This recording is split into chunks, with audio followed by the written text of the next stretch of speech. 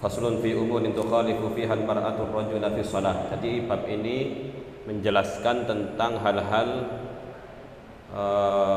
perbedaan dalam sholat antara laki-laki dan perempuan. Jadi memang ada perbedaan antara laki-laki dan perempuan dalam sholat. Materi.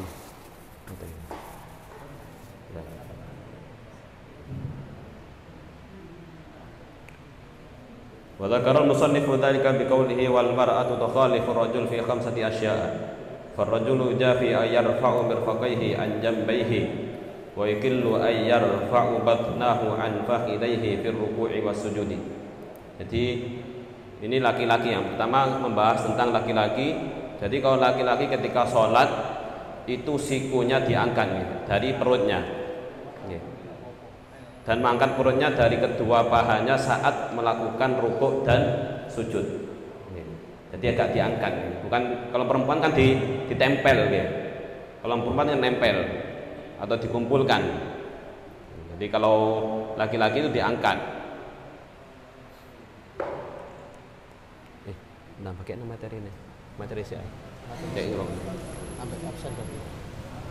Kemudian wajah haru fi maudi'il jahri. Kemudian kalau laki-laki, jamaah laki-laki itu mengeraskan suara ketika sholat, tapi pada tempatnya.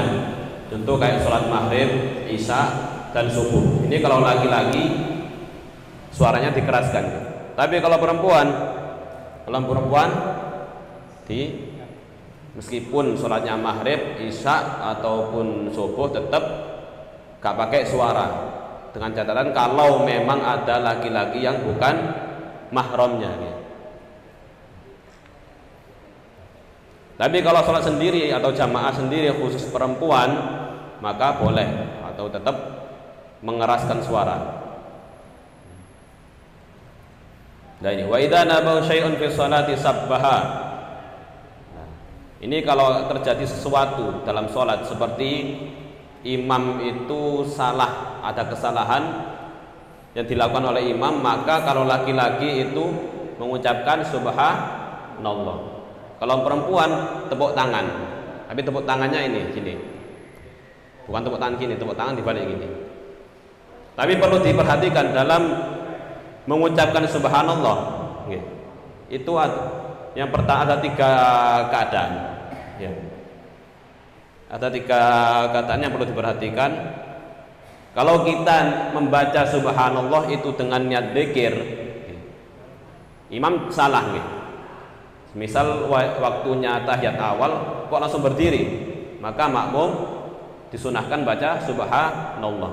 Ini kalau niatnya dzikir, maka sholatnya tetap sah. Atau niat mengingatkan plus niat dzikir tetap sah. Yang ketiga ini tanpa niat subhanallah gitu tetap sah. Nah, yang terakhir ini ada yang keempat, hanya niat mengingatkan gitu. Imam salah, dia baca subhanallah, tujuannya cuma mengingatkan kesalahan imam, ini bisa batal.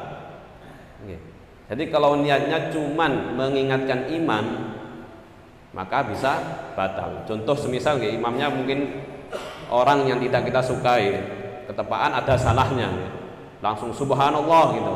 Itu kalau niatnya mengingatkan tanpa niat dzikir, tanpa niat yang lainnya, maka sholatnya bisa batal.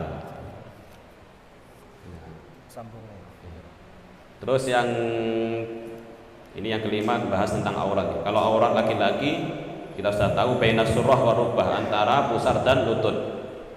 Adapun lutut dan pusar itu bukan aurat Yang aurat itu antara pusar dan lutut. Kalau perempuan di dalam sholat, aurat perempuan itu semua badan kecuali wajah dan telapak tangan. Itu di dalam sholat. Di luar sholat seluruh badan. Jadi ini pendapatnya Imam Syafi'i, bahwasanya aurat perempuan di luar sholat itu seluruh badan tanpa terkecuali